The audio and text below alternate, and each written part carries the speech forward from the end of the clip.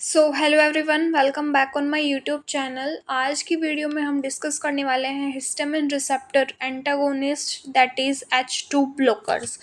तो ये जो टॉपिक है बहुत इजी है। जिस वे में इसमें लिखा हुआ है इसी तरीके से आपको क्या है ये लिख कर के आना होता है। जैसे सबसे पहले आप कोई भी इंट्रोडक्शन लिखते हैं, देन उसका मैकेनिज्म लिखते हैं, फिर जो ड्रग्स उसकी क्लासिफिकेशन आपको लिख कर के आनी होती है, फिर उसके इंडिकेशंस, कॉन्ट्राइंडिकेशन, एडवर्स इफेक्ट और लास्ट में आपको ड्रग इंटरेक्शन भी अगर आपको याद रहता है तो आप लिख सकते हो और नर्सिंग रिस्पॉन्सिबिलिटीज़ लिख कर आनी होती है। तो अगर आप इतना ही लिख कर के आ जाते हैं ना तो आपको पूरे मार्क्स मिलते हैं क्वेश्चंस में। अब वो क्वेश्चन जो होता है वो अकॉर्डिंग टू द टॉपिक होता है। मान लो जैसे पेपर में आ गया हिस्टामिन रिसेप्टर एंटागोनिस्ट लिखना है, तो ये इतना ज़्यादा बड़ा टॉपिक नहीं है, तो ये 4 नंबर पे ही आ सकता है और 4 नंबर पे आपको क्या है इसके अकॉर्डिंग लिख करके आना होता है। शॉर्ट नोट्स में आ सकते हैं। तो इस तरीके से आपको तैयारी करनी है कि आपको जो टॉपिक है वो कंप्लीट पढ़ लेना है, चाहे वो 4 नंबर से आए या फिर वो 10 नंबर से आए, आपको मैटर नहीं करता। आपको सिर्फ इतना मैटर करता है कि आप उसको बढ़ा करके किस तरीके से प्रेजेंटेशन करके आते हो, वही इंपॉर्टेंट रहता है। ठीक है, तो आज की वीडियो में हम डिस्कस करने वाले हैं इस टॉपिक को, जो कि एंटासिड्स हमने पहले डिस्कस कर लिए थे। अगर किसी ने वो वीडियो नहीं देखी तो आप देख लेना। अब हम डिस्कस कर रहे हैं इसमें H2 ब्लॉकर्स को। ओके, और वीडियो के एंड में मैं आपको मेरे हैंड रिटन नोट्स भी दिखाऊंगी जो मैंने इसी टॉपिक्स में से जो है लिखे थे। और है ना, आपको लिखने का तरीका जो है पेपर में अलग होना चाहिए। और अगर आप शॉर्ट नोट्स बना रहे हो अपने, ताकि आपको at the time of revision जो है अच्छे से उसको रिवाइज कर पाओ, तो उस तरीके से मैं आपको बता दूंगी कि नोट्स को कैसे बनाया जाता है। तो आपको क्या है, ऐसे लेंथी नोट्स भी नहीं बनाने के, 2-2 4-4 पेज के आप नोट्स ही बनाए जा रहे हो। ठीक है, सो रिवीजन करने का भी तरीका होना चाहिए। तो वीडियो को स्टार्ट करते हैं। सबसे पहले है histamine receptor antagonist are also called H2 antagonist, या फिर हम इनको H2 ब्लॉकर्स भी बोलते हैं। ठीक है, तो ये बात आप लिख सकते हो कि H2 एंटागोनिस्ट भी बोलते हैं इनको, हिस्टामिन रिसेप्टर एंटागोनिस्ट को, और क्या बोल सकते हैं, H2 ब्लॉकर्स भी बोल सकते हैं। ये क्या होते हैं, ये ऐसे एजेंट होते हैं जो ब्लॉक करते हैं द एक्शन ऑफ हिस्टामिन, दस reduce the amount of acid release into the stomach and also promote ulcer healing. अब ये क्या होते हैं, ये एक ऐसे एजेंट होते हैं। ठीक है, ये एक तरीके के ऐसे एजेंट्स होते हैं जो क्या कर देते हैं, जो हिस्टामिन है उसको ब्लॉक कर देते हैं। इसका जो एक्शन होता है, हिस्टामिन जो है आपको पता होता है ये जो करता है अमाउंट जो है गैस्ट्रिक सिक्रीशन वो बढ़ा देता है। तो होता क्या बेसिकली, ये जो ब्लॉकर्स हम दे रहे हैं ना, वो हिस्टामिन को ब्लॉक करने के लिए दे रहे हैं, ताकि क्या कर सके, जो अमाउंट ऑफ एसिड रिलीज हो रहा है स्टमक के अंदर उसको क्या कर सके, रिड्यूस कर सके। तो जैसे कि ये अल्सर हीलिंग्स को भी प्रमोट करते हैं। अगर आपने पढ़ा होगा कि अल्सर्स क्या होते हैं, पेप्टिक अल्सर, गैस्ट्रिक अल्सर, इस तरीके के कुछ अल्सर्स होते हैं जो कि जो म्यूकोसल मेम्ब्रेन होती है, जो आपकी आउटर जो कवरिंग होती है स्टमक की, उसको क्या है वो प्रोटेक्ट करती है आपको, किससे, जो भी एसिड है उससे। अब होता क्या है बेसिकली, ऐसे अल्सर्स क्रिएट हो जाते हैं ना, तो जो हमारे जो स्टमक होता है उस पर अफेक्ट पड़ता है ना, स्टमक पर अफेक्ट पड़ेगा तो वहाँ पर अल्सर्स क्रिएट होंगे, तो उन्हें बोलते हैं अल्सर। तो अब अल्सर को हील करने के लिए क्या दिया जाता है, H2 ब्लॉकर्स को दिया जाता है। तो ये आप अच्छे से समझ गए होंगे। ठीक है, उसके बाद आता है मैकेनिज्म ऑफ एक्शन। अब जैसे एक बात बताती हूँ आपको, मैं वे ऑफ प्रेजेंटेशन भी बताऊंगी कि किस तरीके से कोई भी चीज़ अगर आप पढ़ रहे हो तो उसको प्रेजेंट करना भी आपको एग्जाम में आना चाहिए। जैसे कि ये लिखा हुआ है मैकेनिज्म ऑफ एक्शन। अब आप सीधा एक लाइन में भी लिख सकते हो, या फिर आप इसको क्या है एरो करके भी अगर आप मैकेनिज्म ऑफ एक्शन लिख करके आओगे तो आपको क्या है ज़्यादा जो है प्रेजेंटेशन आपकी अच्छी होगी, तो मार्क्स भी इम्प्रूव हो सकते हैं। तो मैकेनिज्म ऑफ एक्शन पढ़ते हैं। They inhibit gastric acid secretion by inhibiting the action of histamine at histamine 2 receptor in the gastric parietal cells। अब होता क्या है, ये क्या करते हैं, गैस्ट्रिक एसिड के स्क्रीशन को क्या कर देते हैं, इनहिबिट कर देते हैं। कैसे, अब ऐसे लिख सकते हो जैसे अभी मैं आपको शो कर रही हूँ, इनहिबिट करते हैं बाय द एक्शन, किस पे एक्शन करते हैं, H2 रिसेप्टर। ठीक है, और हिस्टामिन के एक्शन को इनहिबिट कर देंगे। ये आपको याद रखना है कि H2 रिसेप्टर जो होता है वहाँ पर जा कर के ये जो है अपना काम करते हैं, और हिस्टामिन का जो भी एक्शन होता है उसको स्टॉप करते हैं, इनहिबिट करते हैं, और किस में करते हैं, गैस्ट्रिक पैराइटल सेल्स। अब आपको पता होगा, अगर आपने पहले भी पढ़ा होगा, जो भी आपने 11th-12th में पढ़ा होगा, जो स्टमक की फिजियोलॉजी या फिर आपने एनाटॉमी फिजियोलॉजी में भी पढ़ा होगा, तो पैराइटल सेल्स जो होती हैं वो सिक्रीट करती हैं HCl वगैरह। तो ये जो है एसिड कर रही है ना, तो अब एसिड अगर ज़्यादा होगा तो अल्सर्स वगैरह क्रिएट होंगे, एसिडिटी होगी।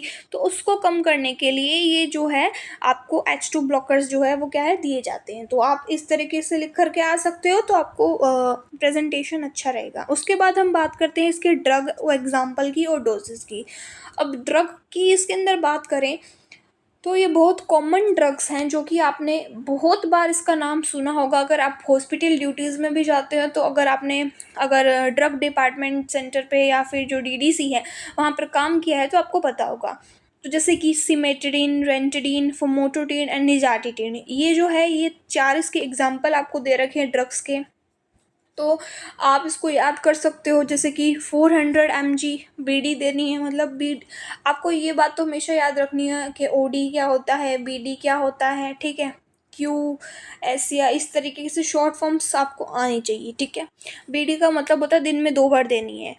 अब आपको डोजेज इतनी याद रखने की ज़रूरत नहीं है, बस आप एग्जाम्पल जो हैं इसके ड्रग्स के वो ही आपको याद रखना है। आप इसको ऐसे लिख करके आ सकते हो, जैसे कि ये क्या है, हिस्टामिन टाइप 2 एंटागोनिस्ट, यहाँ पे क्लास लिखना एंड देन यहाँ पे ऐसे एक टेबल फॉर्म में यहाँ पे फिर आप क्या लिख सकते हो, ये चारों ड्रग्स लिख सकते हो, जैसे सिमेटिडिन, रेंटिडिन, फॉर्मोटोडिन एंड निजाटिडिन। आप इसको ऐसे भी याद कर सकते हो, जैसे कि एक शॉर्ट ट्रिक बताती हूँ याद करने का। देखो, फोम यहाँ पर लिखा हुआ है फॉर्मोटोडिन, तो सबसे पहले आ गया फोम, ठीक है, फोम। अब फोम मोटोडिन में भी है, तो फोम में याद कर लो इसको। हिंदी में भी आप लिख सकते हो, जैसे कि फोम में, ठीक है। R से हो गया रानी, तो फोम में कौन है, रानी है। कौन सी रानी है, अब वो भी बताएंगे। देखो, रानी का R ले लेना और नी का आप निजाडेटिन से याद कर लेना, तो 3 ड्रग याद हो गई। अब कौन है, सिमी, तो CIME, तो हो गया आपकी फोम में रानी सिमी, एंड सिमी का मतलब होगा सिमेटिडिन। फोम में का मतलब होगा फॉर्मोटोडिन, रानी में 2 इंक्लूडेड हैं आपके, रेनिटिडिन एंड जो निजाटिडिन है वो, एंड सिमेटिडिन। तो आपको हमेशा ये याद रहेगा, आप भूलोगे नहीं। आप ऐसे खुद की ट्रिक्स भी बना सकते हो, ये सारे ट्रिक्स मैंने खुद ही बनाई है अपने लिए, ठीक है। तो ये थी।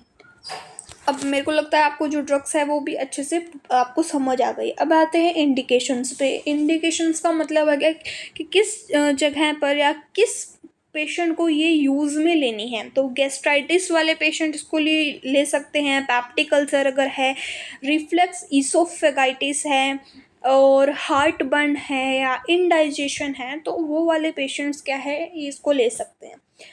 कॉन्ट्रा इंडिकेशन जो है वो है आपके hyper sensitivity with these drug. अगर कोई भी पेशेंट है जिनको इस ड्रग से क्या है, हाइपर सेंसिटिविटी है, तो उन्हें ये नहीं देनी है, प्रिकॉशंस है। ब्रेस्ट फीडिंग वुमेन को नहीं देनी है, साथ ही में cautiously to the pregnant women, ठीक है। तो ये आपके आ गए आपके कॉन्ट्रा इंडिकेशंस। एक बात मैं हमेशा बोलती हूँ, जो इंडिकेशन और कॉन्ट्रा इंडिकेशन है, आप जैसे ये ड्रग्स पढ़ रहे हो फार्मा के अंदर, ठीक है,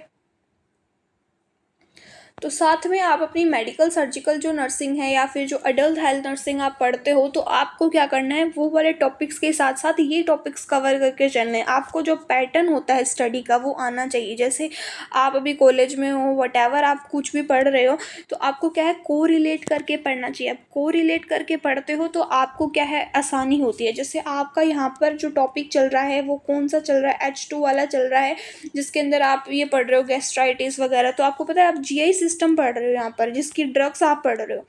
अब ये जो ड्रग्स है, आप क्या है, MSN जो है, जिसको मेडिकल सर्जिकल नर्सिंग या फिर अडल्ट हेल्थ नर्सिंग बोलेंगे, इसमें क्या कर सकते हो, आप इस ड्रग्स को मैनेजमेंट में लिख कर आ सकते हो। अगर आपको मैनेजमेंट आएगा तभी तो आपके मार्क्स जो है MSN भी अच्छे आएंगे, और यहाँ पर तो बेसिकली आएंगे ही आएंगे, क्योंकि यहाँ पे तो आपने पूरी ड्रग्स की क्लासिफिकेशंस को अच्छे से पढ़ रखा है। तो आप दोनों तरीके से को रिलेट करके पढ़ो। मान लो आप अभी MSN का ये चैप्टर पढ़ रहे हो, ठीक है, जीआई सिस्टम, और आपने ये वाला चैप्टर बहुत सालों बाद, मत सॉरी, सालों बाद नहीं, कुछ महीनों बाद पढ़ा है, तो क्या है आपको ऐसे याद नहीं रहेगा, आप इनको को रिलेट करके पढ़ो। एमएसएन में अगर आप जीआई सिस्टम पढ़ रहे हो तो इसके भी साथ साथ में खुद से ही आप पढ़ो। अगर आपकी क्लास में कुछ और चल रहा है तो आप इसको बेसिकली थोड़ा थोड़ा देख सकते हो, या फिर थोड़े टाइम बाद रिवाइज करोगे ना, दोनों को साथ में थोड़ा पढ़ना, ताकि आपको पता चले। पैप्टिक अल्सर आप पढ़ रहे हो, फिर आप मैनेजमेंट लिखोगे एडल्ट हेल्थ नर्सिंग में, तो आपको क्या है इसमें भी इम्प्रूवमेंट दिखेगी और साथ ही में आपको इसमें भी इम्प्रूवमेंट दिखेगी। दोनों सब्जेक्ट्स को कोरिलेट करके पढ़ना। उसके बाद हमने इसके कॉन्ट्रा इंडिकेशंस पढ़ ली हैं जिनको नहीं देनी है। एक तो जो पेशेंट जिनको हाइपर सेंसिटिविटी होती है उसे नहीं देना है, ब्रेस्ट फीडिंग वुमेन को नहीं देना है, प्रेग्नेंट वुमेन को, ओके। उसके बाद आते हैं एडवर्स इफेक्ट। एडवर्स इफेक्ट क्या हो सकते हैं? जो पेशेंट मान लो H2 ब्लॉकर्स ले रहे हैं उनको डिजीनेस फील हो सकता है, या फिर सिर में क्या है दर्द हो सकता है, हेडेक उनको हो सकता है, तो ये आप याद रखना। साथ ही में गायनेकोमेस्टिया भी हो सकता है जो कि रेयर होता है। फिर क्या है, कन्फ्यूज़न एंड इम्पोर्टेंस, ये दो जो है आपके बेसिक हैं। कन्फ्यूज़न हो सकता है उस पेशेंट को, ठीक है, अगर वो ज़्यादा डोज ले सकता है, एडवर्स इफेक्ट शो कर सकती है ये ड्रग, ओके। और loss of libido due to the anti adrenergic action of cimetidine. अब जो सिमेट्रिडिन ड्रग है वो अपना एंटी जो एंड्रोजेनिक एक्शन है वो शो कर सकती है, जिससे लॉस ऑफ लिबिडो हो सकता है। तो दैट्स वाई ये जो है इसके एडवर्स इफेक्ट हैं। ये जो ड्रग है जो कि क्या कर सकती है, अपना एडवर्स रिएक्शन जो है कोज कर सकती है। तो आप बेसिकली ये ध्यान में रख के चलिए, साइड इफ़ेक्ट्स इनको बोल सकते हैं, है ना। उसके बाद आते हैं आपके ड्रग इंटरेक्शंस पे। ड्रग इंटरेक्शन क्या होता है, ड्रग कैसे इंटरेक्ट करेगी दूसरी ड्रग्स के साथ। अब एंटासिड्स में inhibit absorption of H2 receptors antagonist. जो H2 रिसेप्टर एंटागोनिस्ट हैं, अभी हम क्या पढ़ रहे हैं, H2 ब्लॉकर्स पढ़ रहे हैं, H2 रिसेप्टर एंटागोनिस्ट है ना, वो पढ़ रहे हैं। तो होगा क्या, बेसिकली जो एंटासिड ड्रग्स होती है वो इनहिबिट कर सकती है इसके जो भी जो ड्रग है इसके एब्जॉर्प्शन को। तो इनका जो है टाइम गैप होना चाहिए, ठीक है। दूसरा है cigarette smoking increase gastric acid secretion and में decrease the effectiveness of H2 receptor antagonist. जो सिगरेट स्मोकिंग करते हैं जिसकी वजह से जो है आपके स्टमक में गैस्ट्रिक एसिड्स का सिक्रीशन बढ़ जाता है, जिसकी वजह से क्या हो सकता है, ये जो आप H2 ब्लॉकर्स दे रहे हो उस पेशेंट को ट्रीट करने के लिए, वो क्या है डिक्रीज हो सकता है उसका इफेक्ट। तो इफेक्ट ही नहीं होगा क्योंकि सिगरेट स्मोकिंग कर रहा है पेशेंट। तो ये क्या है, इसकी ड्रग इंटरेक्शन है। तो आपको ध्यान में रखना है कि अगर कोई पेशेंट को आप H2 ब्लॉकर दे रहे हो एज ए नर्स, तो आपको क्या ध्यान में रखना है कि सिगरेट स्मोकिंग नहीं करना है, और एंटासिड्स जो ड्रग्स है उसके साथ में ये ड्रग नहीं देनी है, उसका कुछ गैप होता है वो आपको ध्यान में रखना है, ठीक है। तो नर्सिंग रिस्पॉन्सिबिलिटी अब हम देख लेते हैं जो कि बहुत इंपॉर्टेंट है।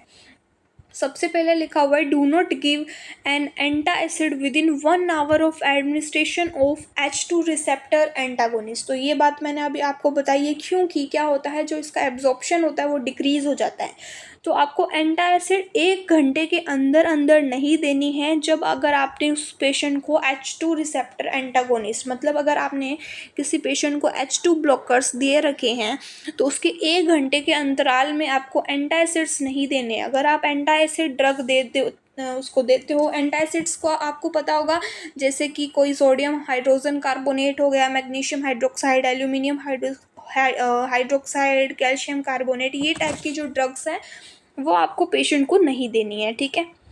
दूसरा है teach the patient to avoid gastric irritants such as smoking, alcohol, aspirin containing products, caffeine, acids and food that cause GI irritation। दूसरा क्या लिखा हुआ है, उस पेशेंट को आपको क्या कहना है कि आपको उसे टीच करना है जो भी ऐसे सब्सटेंस जो कि आपकी गैस्ट्रिक जो भी सिक्रीशंस हैं, जो भी आपके स्टमक रिलेटेड सिक्रीशंस है उसको इरिटेट कर सकें या फिर स्टमक को इरिटेट करें, जैसे कि स्मोकिंग है, अल्कोहल है, या फिर एस्प्रिन कंटेनिंग प्रोडक्ट है जो कि ड्रग्स हैं, ठीक है, कैफीन जैसे कि कॉफ़ी टाइप वगैरह हो गया, या स्टीरॉइड्स हो गए, non steroidal anti inflammatory drugs, या फिर ऐसा कोई फूड जो जीआई सिस्टम को क्या कर सके, अफेक्ट करे, ठीक है, इरिटेट करे, तो वो उसको नहीं देना है। उसको ये आपको बताना है पेशेंट को ऐसी चीज़ें आपको यूज़ में नहीं लेनी है। ये एक बेसिक चीज़ है जो आपको लिखनी आनी चाहिए, क्योंकि अगर आप पढ़ रहे हो जीआई सिस्टम तो आपको पता ही होगा जीआई सिस्टम तो खाने पीने से रिलेटेड चीज़ें ही होंगी, है ना। उसके बाद आता है teach the patient that smoking worsen ulcer disorders and counteract the effect of H2 blocker. सबसे इंपॉर्टेंट लाइन आपको ये 3 बार दिखी होगी। अगर पेशेंट को टीच करना है कि अगर आप स्मोकिंग करोगे तो अल्सर्स जो हैं आपके पहले से ही हो रखे हैं वो वर्स्ट कंडीशन में हो जाएंगे, ठीक है। इंटरनल ब्लीडिंग्स आपको हो जाएगी बहुत ज़्यादा वर्स्ट कंडीशन में, और जो H2 रिसेप्टर्स आपने लिए हैं उसका जो इफ़ेक्ट है वो क्या हो जाएगा, कम हो जाएगा। इसीलिए आपको स्मोकिंग वगैरह नहीं करनी है। तो ये रिस्पॉन्सिबिलिटी किसकी है, नर्स की है, कि उस पेशेंट को आपको ये सब बताकर आना है, ठीक है। तो ये हो गया आपका जो भी हिस्टामिन रिसेप्टर एंटागोनिस्ट था, ठीक है। इम्पॉर्टेंट टॉपिक है, अच्छे से है, शॉर्ट नोट में भी आ जाता है, तो आपको अच्छे से याद रखना है। ज़्यादा इसमें पूछा नहीं गया है, बेसिकली ये बहुत टाइम से एग्ज़ाम में आया नहीं है, तो मे भी कभी ना कभी इस टाइम पे आ सकता है, जो कि एक ईजी टॉपिक है, बहुत ईजी है। और मैंने इसका शॉर्ट ट्रिक भी आपको बता दिया था। फोम में रानी, जिसमें रानी 2 ड्रग से रिलेट हो रही है, फोम में एक से, और सिमी जो है सिमेटेड, इनको यहाँ पर आपको बता रही है।